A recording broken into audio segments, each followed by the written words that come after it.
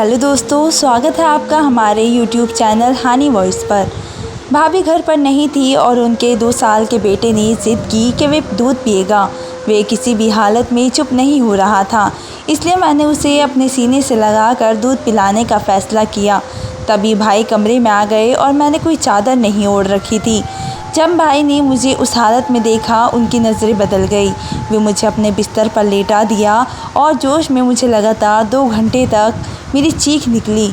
Hello दोस्तों, आज की इस कहानी में आप सभी का स्वागत है। मेरा नाम रिया है और दीप्ति मेरी भाभी का नाम है।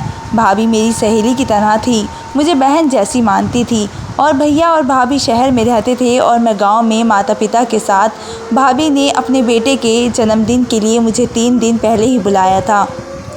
उसकी शादी को 5 साल हो चुके थे और उनके बेटे का पहला जन्मदिन था, जिसे वे बड़े धूमधाम से मनाने वाली थी। उसने मुझे खास करके फ़ोन करके बुलाया था और बहुत रिक्वेस्ट किया था। जन्मदिन वाले दिन मैं तैयार होकर भाभी के घर पहुंची। डेकोरेशन हॉल में जाते ही भाई ने मुझे गले से लगा लिया। मैंने उनसे भाभी के बारे में पूछा तो उन्होंने कहा कि रोहन बहुत ही रो रहा था, इसलिए दीप्ति उसे दूध पिलाने के लिए अंदर गई है। लगभग 1 घंटे में जन्मदिन की पार्टी शुरू होने वाली थी। मैंने भाई को कई दिनों के बाद देखा था। जन्मदिन के बाद जब मैं बाकी मेहमानों की तरह अपने घर जाने लगी तो भाभी ने मुझे रोक लिया। उसने कहा कि सुबह तक सभी मेहमान चले जाएंगे और फिर हम दोनों बाहर घूमने चलेंगे। उसने मुझे रोकने के लिए कहा। मैं भी घर में रहकर बहुत ही बोर हो चुकी थी, इसलिए मैंने रुकने का फ़ैसला किया। मेरे माता पिता भी मुझे वहाँ ठहरने की अनुमति दे दी। अगले दिन सभी मेहमान चले गए और फिर भाभी और मैंने समय साथ बिताने का मज़ा लिया। मुझे घर में एक अलग कमरा दिया गया था और वहाँ आए हुए 3 दिन हो चुके थे। आने के बाद से ही मैं देख रही थी कि रोहन ने भाभी को बहुत ही परेशान कर रखा था। भैया और भाभी को एक दूसरे के साथ समय बिताने का मौका भी नहीं मिल रहा था। इसलिए एक दिन मैंने भाभी से कहा कि अब रोहन 2 साल का हो गया है और उसे माँ की इतनी ज़रूरत नहीं होगी। आप उसे एक दिन मेरे पास छोड़ दो और आप दोनों बाहर घूमने चले जाओ। भाभी ने कहा कि रोहन मेरे पास नहीं रहेगा।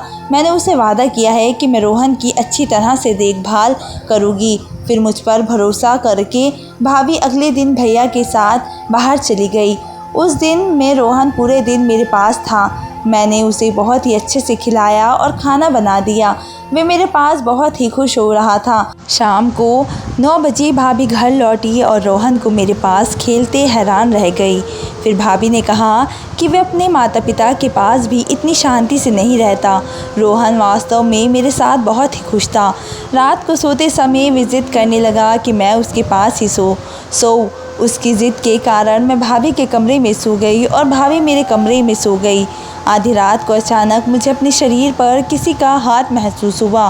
पहले तो मुझे लगा कि वे रोहन होगा, लेकिन धीरे धीरे मुझे समझ में आया कि ये किसी बड़े आदमी का हाथ है।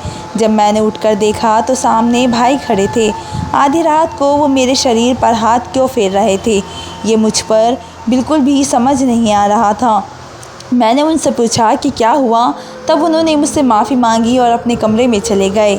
अगले दिन भी ऐसा ही कुछ हुआ। भाई मेरे शरीर पर हाथ फेरने लगे।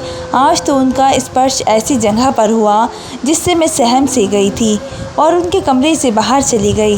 भाभी गहरी नींद में थी, इसलिए उन्हें भैया की हरकतें समझ में नहीं आ रही थी।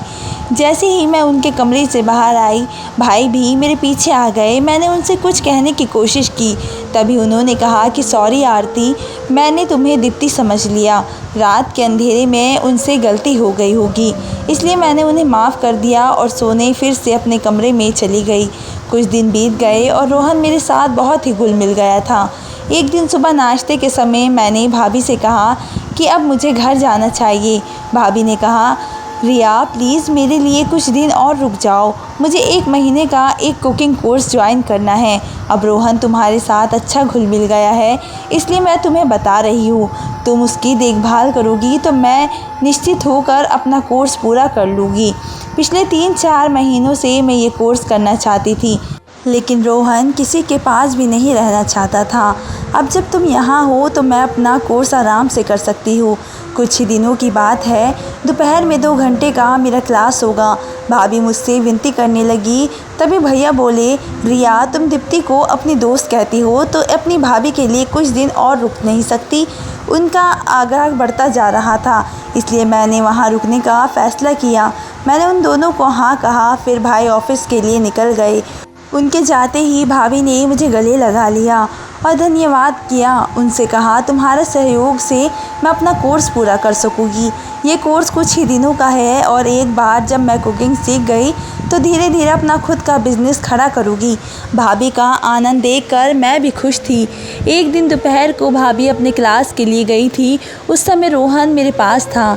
अचानक वह रोने लगा तो मैंने उसके लिए दूध लाने के लिए किचन में गई। दूध गर्म हो रहा था और मैं किचन में खड़ी थी। अचानक भाई नहीं जाने कहाँ से आ गए और उन्होंने पीछे से आकर मुझे ज़ोर से गले लगा लिया। एक पल में ही उन्होंने मेरी गर्दन पर ज़ोर से काट लिया। उनके काटने से मेरी गर्दन में जलन होने लगी। मैं ज़ोर से चीखी और पीछे मुड़ी तो भाई मुझसे दूर हो गए। मुझे देखते ही वे बोले, रिया तुम, मुझे लगा कि दीप्ति है। तुमने दीप्ति के कपड़े पहने थे इसलिए मुझे गलतफहमी हो गई। मैंने कहा ठीक है और रोहन की दूध की बोतल लेकर कमरे में चली गई। कुछ देर बाद भैया अपने कमरे में आए और मेरी गर्दन पर लगाने के लिए बर्फ़ लेकर आए। उन्होंने कहा, रिया मेरी वजह से तुम्हें चोट लगी, मुझे अच्छा नहीं लग रहा, मेरी गलती की सज़ा मुझे मिलनी चाहिए। ऐसा कहते हुए वे अपने हाथ से मेरी गर्दन पर बर्फ़ मलने लगे। उनकी नज़रें कुछ ठीक नहीं लग रही थी। तब मैंने कहा, भाई आपकी मदद के लिए धन्यवाद, अब मुझे अच्छा लग रहा है। फिर मैं बोली, भाई कुछ घंटे पहले तो आप ऑफिस गए थे, आज इतनी जल्दी घर कैसे आ गए? इस पर उन्होंने कहा, आज ऑफिस में ज़्यादा काम नहीं था इसलिए जल्दी घर आ गया। उनकी बातों पर सहमति जता कर मैं उनके कमरे से बाहर निकल गई और रोहन को दूध पिलाकर सुला दिया। कुछ देर बाद भाभी घर आई। शाम को चाय पीते समय हम सब साथ में बैठे थे। तब भैया ने कहा, रात को हम डिनर के लिए बाहर चलते हैं। भाभी ने मना कर दिया और कहा, रात को 7 बजे से मेरी कुकिंग की ऑनलाइन क्लासेस अभिषेक है और मैंने तुम्हें पहले ही बताया था। भाभी ने पहले ही अपने ऑनलाइन क्लास के बारे में भैया को बता दिया था। फिर भी भैया ने डिनर की बात करी। आगे उन्होंने कहा, दीप्ति तुम सिर्फ अपने बारे में मत सोचो, अगर तुम डिनर पर नहीं जा सकती तो मैं रिया को बाहर ले जाता हूँ। वे पिछले कुछ दिनों से हमारे लिए कितना कुछ कर रही है। उसके आने के बाद से वे घर में ही है, उसे भी कभी बाहर जाना चाहिए।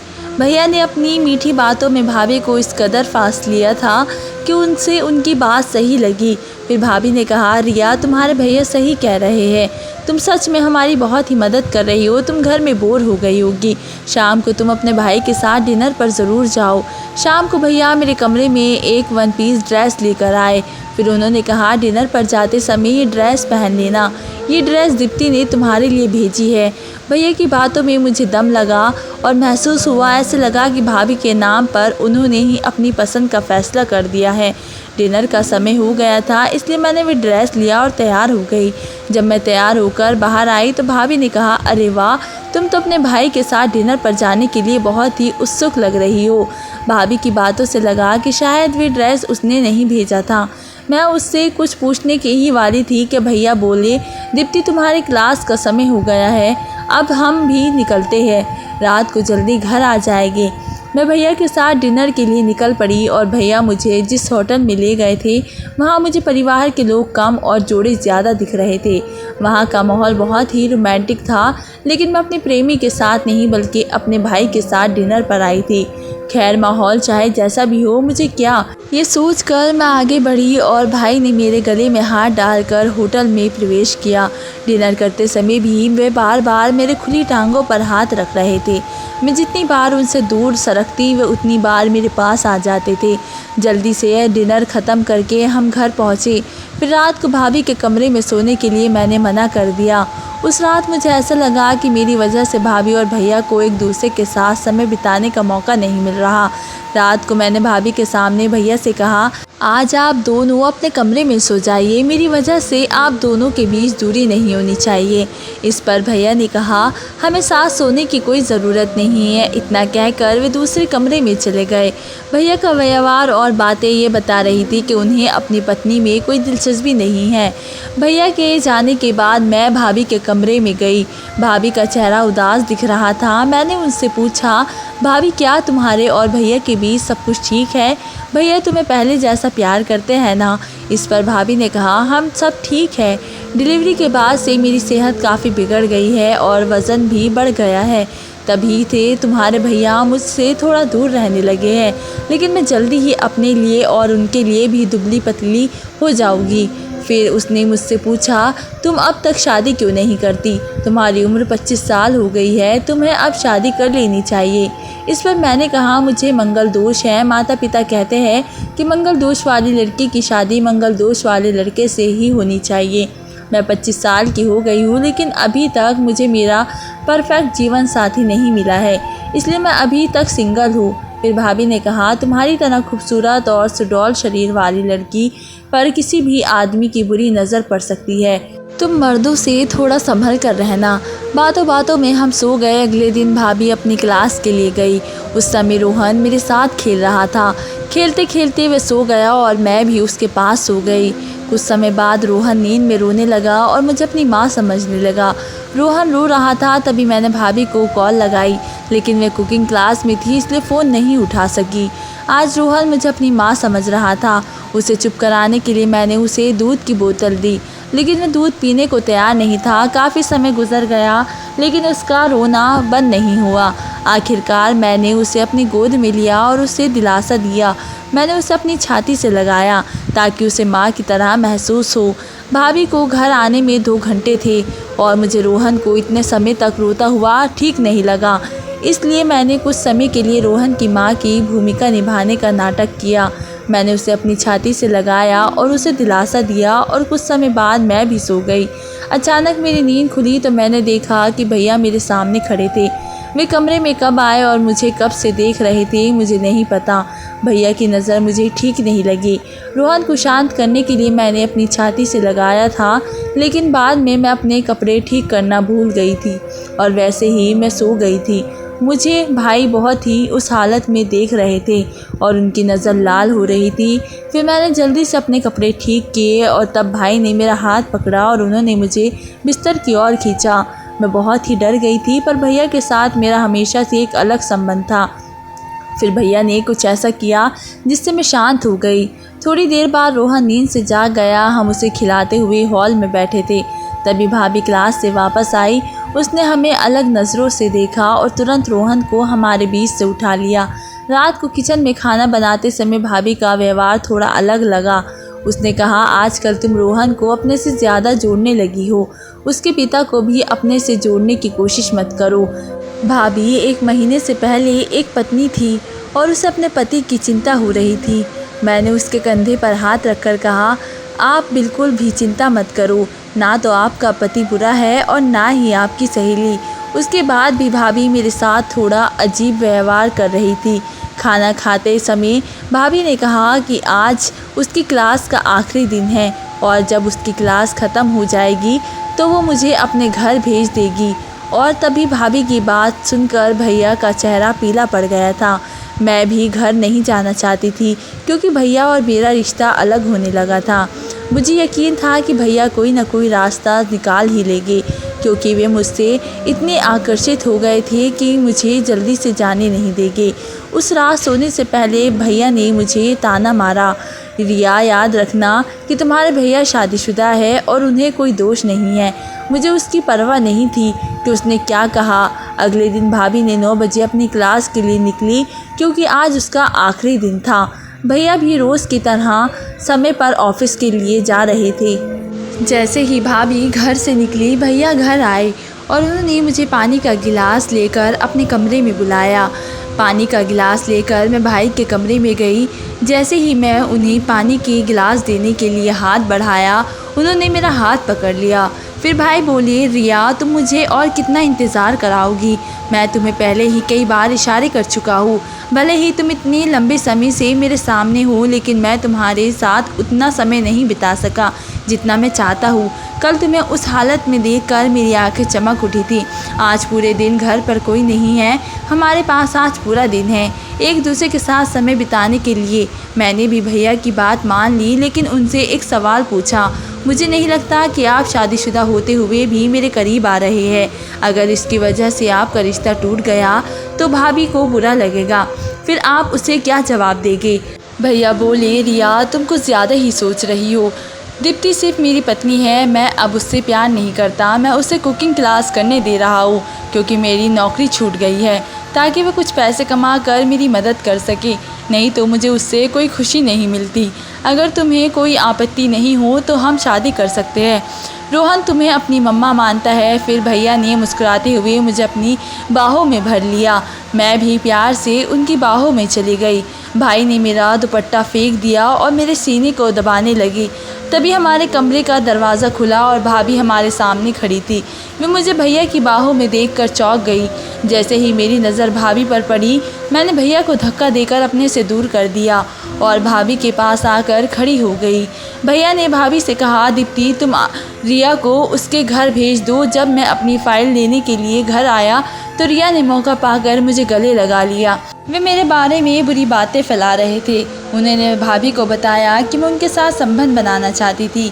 उसके बाद भाभी मुझे गुस्से से देखने लगी। फिर भाभी ने मुड़कर भैया को ज़ोरदार थप्पड़ मारा और बोली, मैंने सब कुछ सुन लिया है नीच आदमी। जब से रिया पानी का गिलास लेकर इस कमरे में आई थी, तब से मैं फ़ोन पर सब कुछ सुन रही थी और कल रात रिया ने मुझे तुम्हारी सच्चाई बता दी थी। मैंने अनजाने में रिया पर आरोप लगाए, लेकिन अब सब जान चुकी हूँ कि तुम रिया को यहाँ रुकने के लिए क्यों ज़ोर दे रहे थे। कल रात उसने तुम्हारे असली रूप को सामने लाने के लिए तुम्हारे साथ नाटक किया था। तुमने उसके साथ ज़बरदस्ती करने की कोशिश की। मैं समझ गई हूँ कि तुमने ऑफिस में भी किसी महिला कर्मचारी के साथ छेड़छाड़ की होगी, इसलिए तुम्हारी नौकरी चली गई। अब समझ में आया कि तुम हर महीने में नौकरी क्यों बदलते रहते हो। पिछले 5 सालों से तुम मुझे बेवकूफ़ बना रहे हो। मैं घर को सारा संभाल कर रखती थी और तुम बाहर लड़कियों पर पैसे उड़ाते रहे। रिया ने मुझे वे अतरंग संदेश भी दिखाए जो तुमने उसे भेजे थे। मैं भाभी के सामने भैया का असली रूप लाना चाहती थी और अब वे सामने आ चुका था। भैया ने मुझसे गलत संबंध बनाने के लिए बार बार मनाने की कोशिश की, लेकिन मैं भाभी को जोखिम में नहीं डाल सकती थी। पिछले कुछ दिनों से भाभी को मुझ पर और भैया पर शक हो गया था, इसलिए वे मुझे चिढ़ा रही थी। आखिरकार कल रात मैंने उसे सच बता दिया कि कैसे उसका पति मेरा पीछा कर रहा है। उसके बाद भाभी ने अपने पति से अलग होने का फ़ैसला कर लिया। मुझे लगा कि मेरी वजह से उसकी ज़िंदगी टूट गई और यही मैंने उससे कहा था। तब भाभी ने मुझसे कहा कि रिया तुमने मेरी ज़िंदगी नहीं तोड़ी है, बल्कि तुमने मुझे बहुत ही हिम्मत दी है। तुम्हारी वजह से मेरे पति का सच मेरे सामने आ गया, वरना मैं तो उसके लिए सब कुछ कर रही थी। लेकिन वे तो बाहर लड़कियों के साथ भी पीछे भागने में लगा हुआ था। उसने कभी अपनी पत्नी को ठीक से देखा ही नहीं और ना ही मेरी मेहनत की कदर की। रिया तुम समय पर मेरी आंखें खोल दी है। तुम्हारी वजह से मैं अपनी कुकिंग के सपने को पूरा कर सकी। अब मैं जल्द ही अपना छोटा सा बिजनेस शुरू करने वाली हूँ। मैं अपने पैरों पर खड़ी होकर अपने बच्चे का पालन पोषण करूँगी। मुझे अपने जीवन में धमकी देने वाले लोगों की ज़रूरत नहीं है। भाभी ने मुझे धन्यवाद दिया और कहा कि नकली रिश्ते से बाहर निकलने में मैंने उनकी बहुत ही मदद की। अब भाभी भी केवल एक माँ है और तरह तरह के केक बनाकर और ऑर्डर लेकर अच्छा पैसा कमा रही है। वह अपना सपना और अपने बेटे के अच्छे से भरण और पोषण कर रही है। भाभी आज एक स्वतंत्र महिला के रूप में जीत रही है। और तो दोस्तों, कहानी कैसी लगी? अच्छी लगी तो कमेंट करके ज़रूर बताएं। धन्यवाद दोस्तों।